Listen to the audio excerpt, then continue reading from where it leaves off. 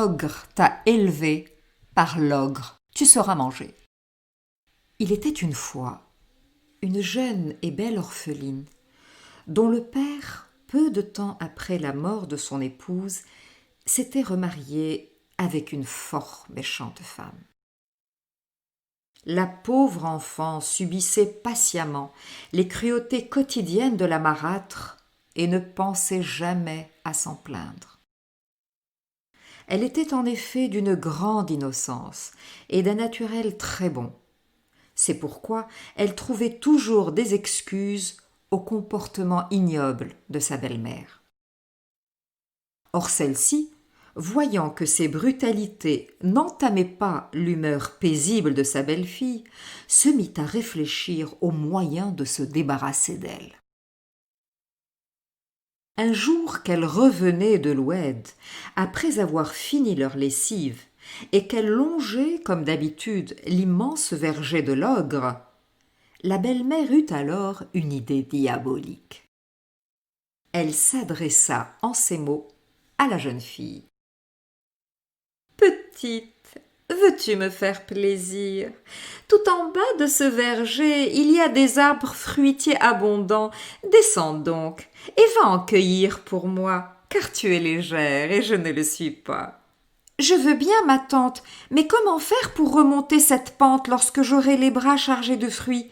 Et puis l'ogre va me punir si je touche à ces arbres. » « mais non, il possède tellement de fruits qu'il n'y verra rien. Ne t'inquiète pas, tu n'auras qu'à m'appeler quand tu auras fini ta cueillette et je te guiderai pour revenir. »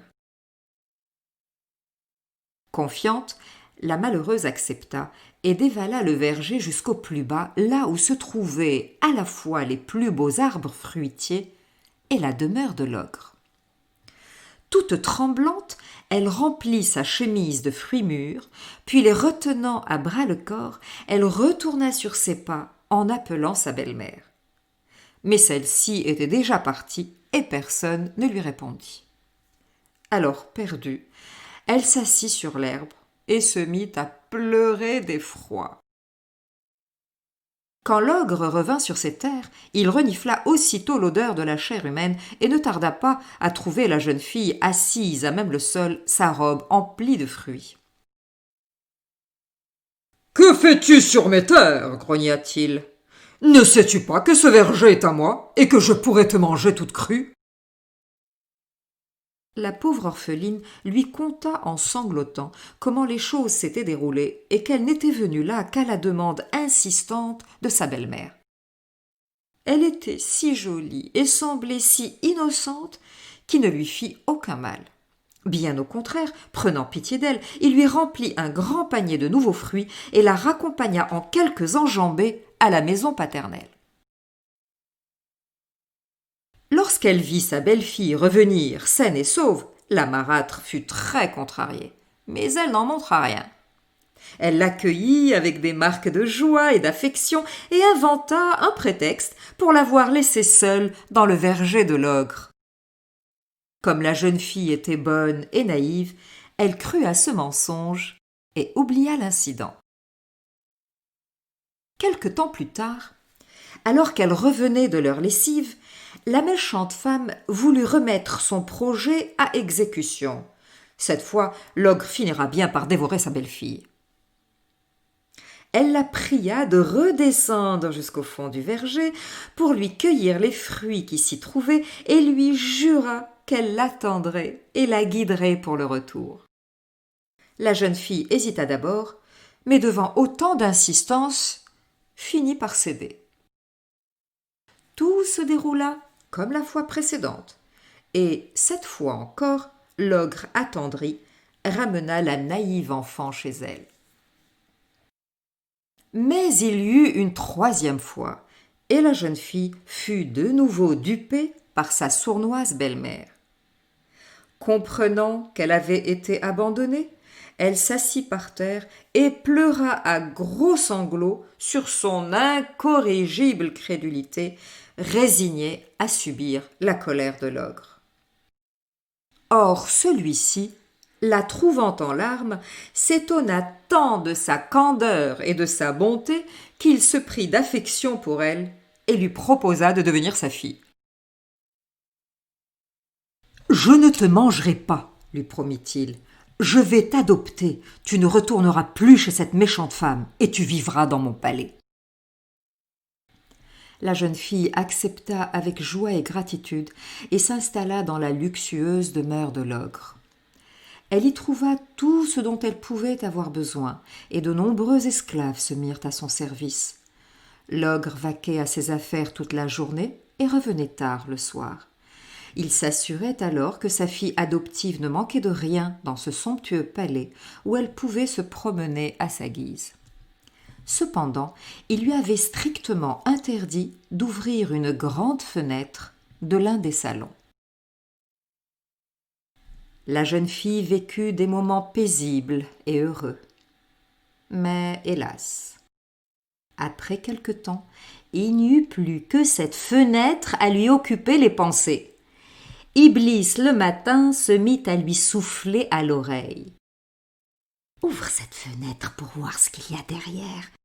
Tu ne peux pas rester ainsi sans jamais savoir. » Elle résista le plus longtemps qu'elle put, en se répétant que l'ogre serait très en colère, qu'il allait l'abattre ou la dévorer.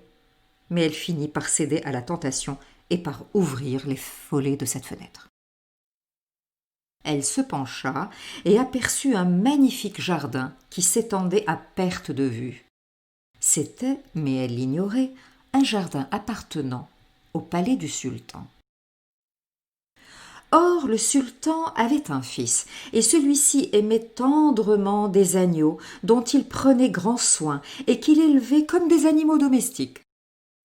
L'un de ces agneaux en particulier avait la capacité de parler le langage des humains. Le prince le chérissait et tenait à ce qu'il soit toujours richement nourri et toiletté quotidiennement, de façon à ce que sa toison soit blanche comme neige.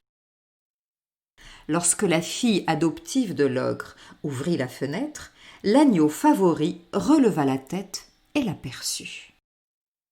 Curieusement, il conçut aussitôt une grande jalousie envers cette créature au visage d'ange. À n'en point douter, elle était suffisamment belle pour lui voler l'amour du prince si celui-ci venait à la découvrir.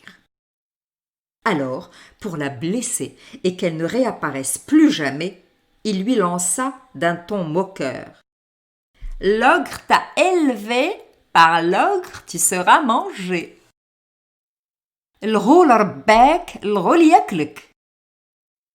Effrayée, la jeune fille ferma précipitamment la fenêtre, puis elle se mit à pleurer. Lorsque l'ogre retourna le soir, il vit son chagrin et comprit. « Tu as ouvert la fenêtre que je t'avais interdit d'ouvrir, n'est-ce pas ?»« Oui, » reconnut-elle en pleurant de plus belle. « Et que t'a dit l'agneau qui t'a fait autant de peine ?»« Il m'a dit, l'ogre t'a élevé, par l'ogre tu seras mangé. » « Écoute-moi bien, ma fille, reprit l'ogre. Demain, tu ouvriras de nouveau cette fenêtre, et si l'agneau répète les mêmes paroles, tu lui répondras ceci. L'ogre m'a élevé, l'ogre ne me mangera jamais, mais de ta laine je me couvrirai, et du prince épouse je deviendrai.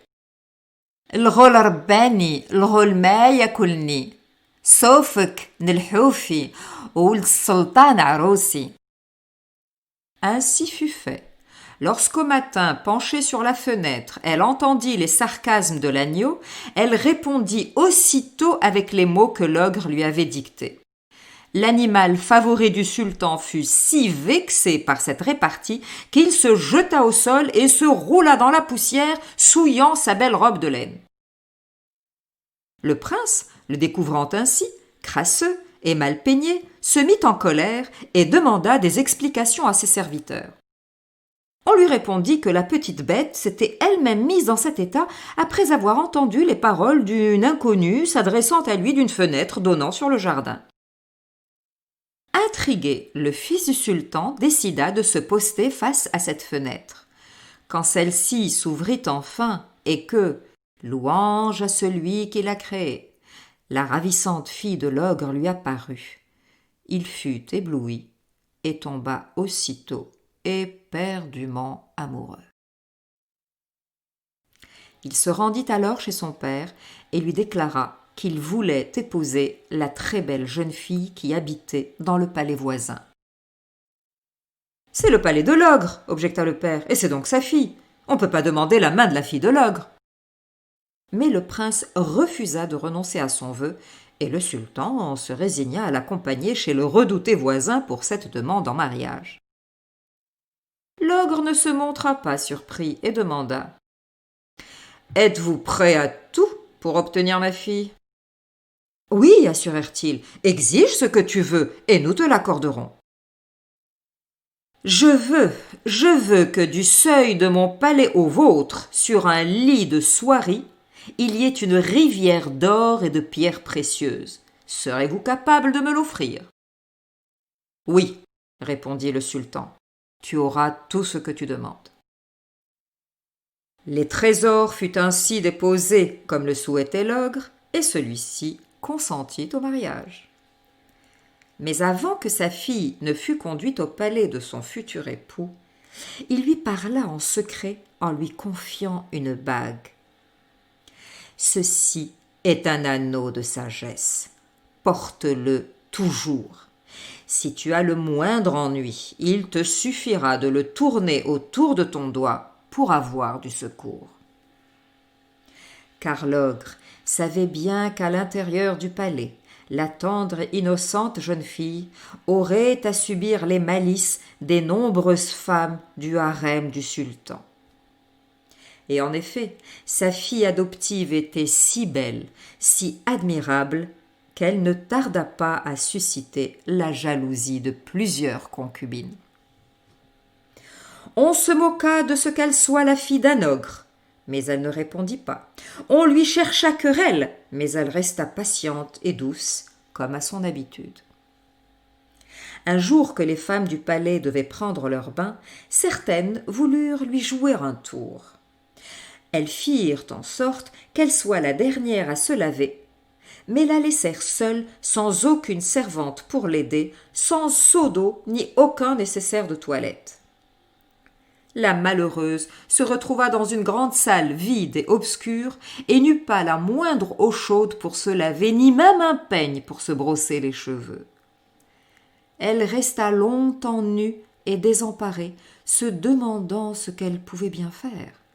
C'est alors qu'elle se souvint de l'anneau de sagesse et des recommandations de l'ogre.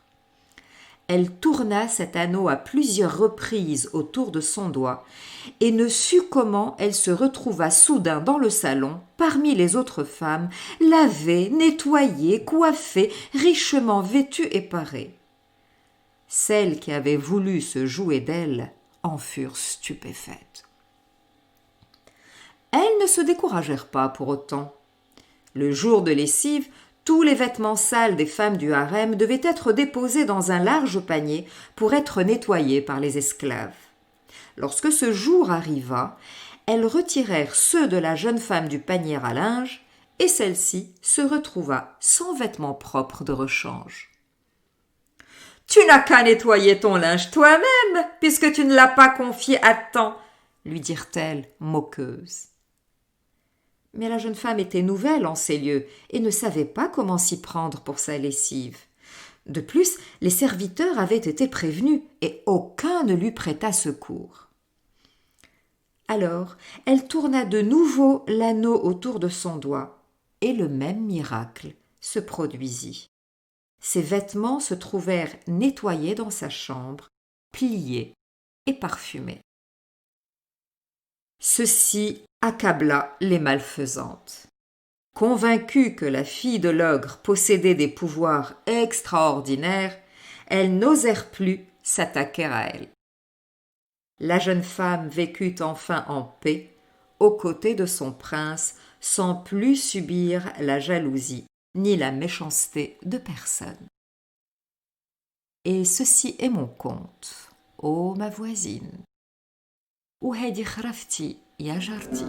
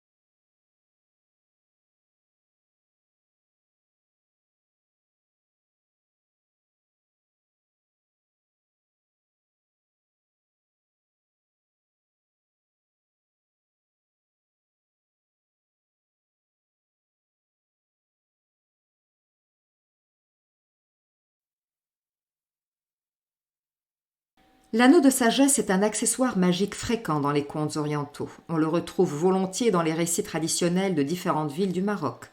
Il occupe parfois une place centrale dans les aventures du héros et de l'héroïne.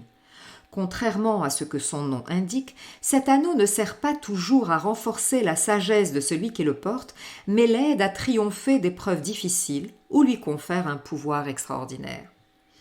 Cet anneau est toujours remis par un être puissant et bien intentionné, dans ce conte par un ogre aimant, ailleurs par un sage, un génie, etc.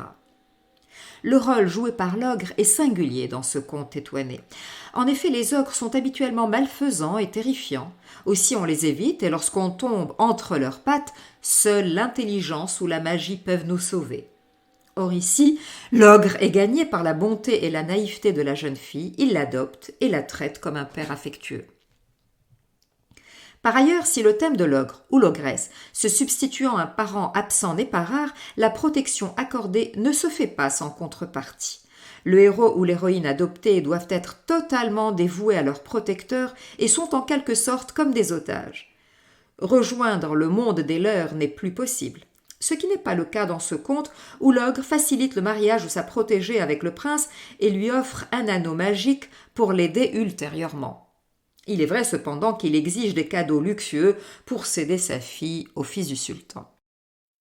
On remarquera encore que l'héroïne n'a pas de nom. Elle est nommée la fille de l'ogre à partir de la deuxième partie du récit. Il en est ainsi dans de nombreux contes. Les bracelets enchantés, les 7 filles dans la forêt, dis à ton père de m'épouser. Enfin, si l'esprit et la sagesse protègent les jeunes filles des griffes des hommes de pouvoir ou de peu de vertu, on voit dans ce conte, comme d'ailleurs dans d'autres récits de ce recueil, exemple dis à ton père de m'épouser, Aïcharmida, le vœu d'un père, combien l'innocence et la naïveté sont également valorisées. Tôt ou tard, les jeunes filles en seront récompensées.